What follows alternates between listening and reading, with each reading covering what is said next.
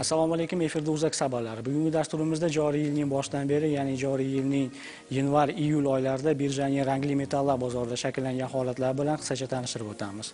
Ko'rib chiqilayotgan davr davomida birjaning ushbu segmentida bir qator o'zgarishlar sodir bo'ldi. Xususan, mahsulotlarning sotish hajmi 17 ming tonnadan oshdi. Bu esa o'tgan yilning mos davri bilan solishtirganda 12% ga ko'p demakdir.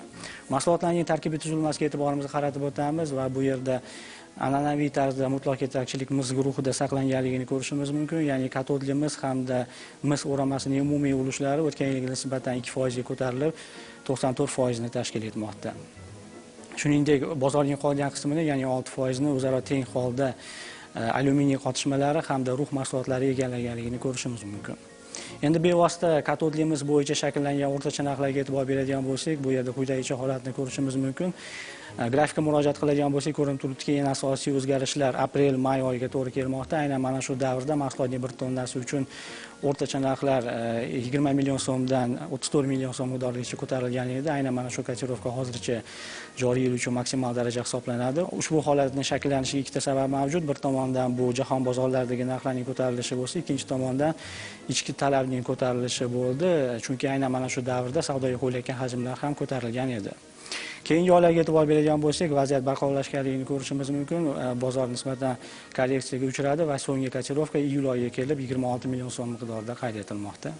Endi bevosita alyuminiy bozoriga to'xtalib o'tamiz va bu yerda ham ayrim o'zgarishlar sodir bo'lganligini ta'kidlashimiz mumkin. Xususan, uning tarkibiy tuzilmasiga e'tibor beradigan bo'lsak, bu yerda mutlaq yetakchilikni egallab kelayotgan AK12 markali alyuminiy ulushi o'tgan yilga nisbatan 67% dan 62% gacha qisqarmoqda. Keyingi o'rinda turgan AK7 markali alyuminiy ulushi esa 31% atrofida qayd etildi. Ta'kidlash lozimki, aynan mana shu markali alyuminiy sotilish hajmi o'tgan yilga nisbatan 70% ga ko'tarildi.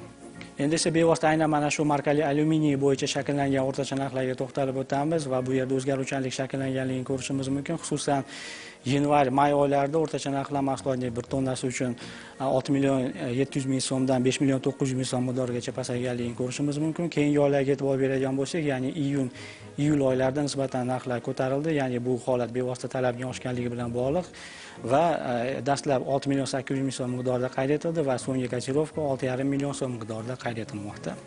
Va dasturimiz so'ngida aynan mana shu mahsulotlarni viloyatlarda sotib olish darajalariga ham to'xtalib o'tamiz, ya'ni bozorga talab nuqtai nazaridan yondashamiz. Bu yerda ham bir qator o'zgarishlar mavjud. Xususan, bozorda mutlaq yetakchilikni egallab kelayotgan Toshkent va Toshkent viloyatining ulushi o'tgan yilga nisbatan 5% ga qisqarib 78% ni tashkil etganligini ko'rishimiz mumkin. Shuningdek, pasayish Navoiy viloyati bo'yicha ham kuzatilmoqda va uning ulushi minimal darajaga tushib ketganligini ko'rishimiz mumkin. Andijon viloyati bo'yicha esa aksincha holat kuzatilmoqda, ya'ni bu yerda o'sish kuzatildi. Xususan, mahsulotlarning sotib olish darajasi 64% ga ko'tarilganligi bois ushbu viloyatning ulushi o'tgan yilga nisbatan 13% dan 19% gacha ko'tarilmoqda. Bozordagi o'zgarishlarni keyingi savdo natijalari ko'rsatib beradi. Uzak xabarlarini kuzatib boring. Ko'rishguncha xayr.